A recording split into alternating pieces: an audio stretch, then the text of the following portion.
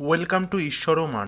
48 বছরের এক সাধু 2 সপ্তাহ ধরে কিছু না বলে নীরবে কষ্ট সহ্য করে অবশেষে সিদ্ধান্ত নিলেন তিনি তার সাধনার প্রতীক হিসাবে একটি মোমবাতি জ্বালালেন, যা তাকে ক্রমাগত মনে করিয়ে দেবে যে তার কিছু না বলে ধ্যান করা উচিত।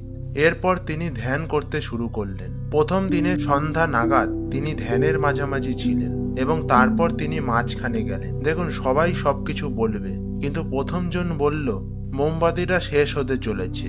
দ্বিতীয় দলটি বলল আমাদের কথা বলা উচিত নয়, আমরা শপথ করেছিলাম কিছু বলবো না। দ্বিতীয় দলটি বলল তোমাদের দুজনের কথার বলার কি দরকার ছিল?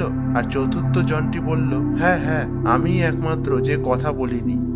হ্যালো বন্ধুরা, কথা বলার জন্য তাদের প্রত্যেকেরই নিজস্ব কারণ ছিল, কিন্তু 4 জনের প্রত্যেকেই কিছু না ভেবেই সঙ্গে সঙ্গে নিজেদের মতামত প্রকাশ করে দিল। তাতে কেউই পরিস্থিতি উন্নতি করার চেষ্টা করল না।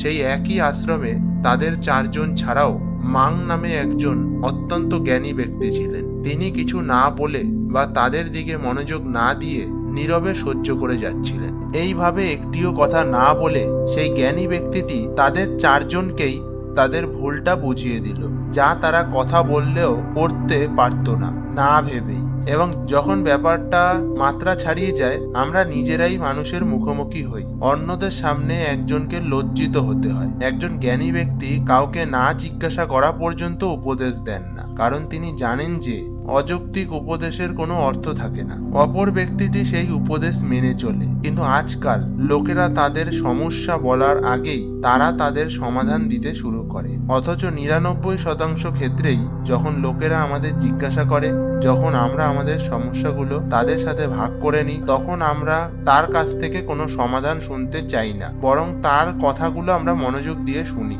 আর এটা তাদের কিছুক্ষণের জন্য শান্তি দেয়, কারণ আমরা যা পরামর্শ দিই না কেন, আমরা এটাও জানি যে প্রত্যেক ব্যক্তি জানে কোনটা ঠিক আর কোনটা ভুল। তাই পরের বারে যখন কেউ আমাদের সাথে কোনো সমস্যা ভাগ করে নেয়, আমরা মনোযোগ দিয়ে সেই কথা শুনি এবং নিজের থেকে পরামর্শ না চাইলে তা দেওয়া শুরু করি না, কারণ অন্য ব্যক্তিটি শুধু চায় আমরা যেন মনোযোগ দিয়ে কথা শুনি এবং তাকে বুঝি। হ্যাঁ, আপনিও নিশ্চয়ই এটা শুনেছেন যে আমরা যত কম কথা বলি ততই বেশি আমরা বুদ্ধিমান হয়ে উঠি, এবং বিপরীতটা সমানভাবে সত্য।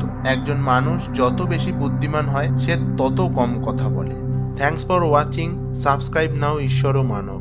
ধন্যবাদ।